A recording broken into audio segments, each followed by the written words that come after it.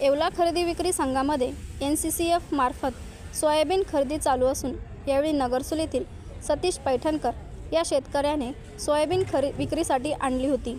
मात्र सोयाबीन चाळून आणा असे सांगत नाकारल्याने सोयाबीन विक्री न झाल्याने शेतकऱ्यांनी खरेदी विक्री संघ व NCCF सोयाबीन खरेदीची चौकशीची मागणी केली आहे। यावेळी शेतकऱ्याने संताप व्यक्त केला आहे। तरी शेतकऱ्यांनी आपली सोयाबीन चाळून आणावी असे आवाहन खरेदी विक्री संघाकडून यावेळी करण्यात येत आहे। सतीश राजाराम पैठणकर, नगरसूल, तालुका येवला, जिल्हा नाशिक। मी गेल्या 5 दिवसापासून रोज सोयाबीन या मार्केटमध्ये म्हणजे खरेदी विक्री संघात आणतोय की जी नाफेडची खरेदी चालू आहे।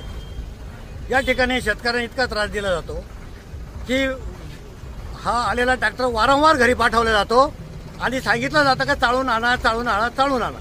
पण मी जी माहिती काढली आहे त्याच्यात असं म्हटलं आहे का शेतकऱ्याचा ट्रॅक्टर घरी पाठवता येत नाही, तो ट्रॅक्टर इथं ठेवायचा, चाळणी लावायची आणि संबंधित एजन्सीनी म्हणजे या ठिकाणी जे जाधव साहेब त्यांचे सचिव आहे त्या खरेदी विक्री संघाने चाळणी लावायची, चांगला पाहिजे तो माल घ्यायचा, रिजेक्ट माल आम्ही घरी घेऊन जायला तयार आहे। पण उगेच शेतकऱ्यांचे असे हेळसाळ करायचे जे काम चालू आहे ते अत्यंत चुकीचं आहे। आणि जर हे म्हणतात आमच्याकडे चालण्या नाही, मग माझा सवाल यांना असा आहे काय नाफेडने यांना परमिशन दिलीच कशी? यांना कोणता क्रायटेरिया लावला आहे की खरेदीचा? मग यांच्याजवळ इन्फ्रास्ट्रक्चर जर नसेल तर यांच्या खरेदी सिस्टीम काढून घ्या। ह्या येवला तालुक्यामध्ये अनेक कंपन्या आहे म्हणजे त्या शेतकऱ्यांच्या कंपन्या आहे, त्यासुद्धा त्यांना परवानगी द्या। ते म्हणतात तुमचा माल खराब आहे।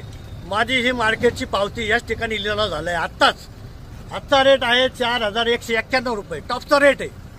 जर माझा माल खराब असता तर हे मला ह्या भावात गेले असते का? हा एक विषय।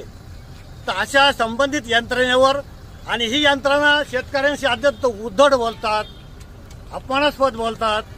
यांची चौकशी झाली पाहिजे या सगळ्या यंत्रणेची। आणि शेतकऱ्यांकडून ज्या प्रकारे हे हमाली घेतात हे घेऊ शकतात का? यांना जर नाफेड हमाली देत आहे डबल हमाली कशाची घेतात? हा भ्रष्टाचार नाही का?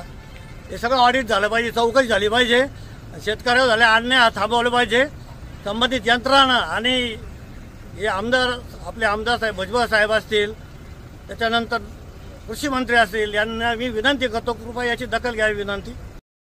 सर्व नोंदणी झालेल्या शेतकऱ्यांना विनंती आहे की खरेदी केंद्रावर माल आणताना चाळून गाळून स्वच्छ करून आणावा। जो खरेदी केंद्राच्या निकषात बसेल तोच माल खरेदी केला जाईल। बाकीचा माल शेतकरी जो चाळलेला नसेल त्यांनी तो चाळून घ्यावा। चाळल्यानंतरही त्याच्या व्यतिरिक्त काही डॅमेज, फूट ही निघत नसेल तो माल घेतला जाणार नाही। साईज्योती मूळव्याध हॉस्पिटल, मूळव्याध, भगंदर, फिशरवर आयुर्वेदिक औषधोपचार, क्षारसूत्र इंजेक्शन व व्हेसल सीलर जर्मनी लेझर मशीनद्वारे उपचार, डे केअर सेंटर, ॲडमिट राहण्याची गरज नाही, मेडिक्लेमची व्यवस्था, स्त्री रुग्णांसाठी स्त्रीरोग तज्ज्ञ, ठिकाण धारणगाव रोड, कोपरगाव, संपर्क डॉक्टर तुषार गलांडे, डॉक्टर काजल गलांडे।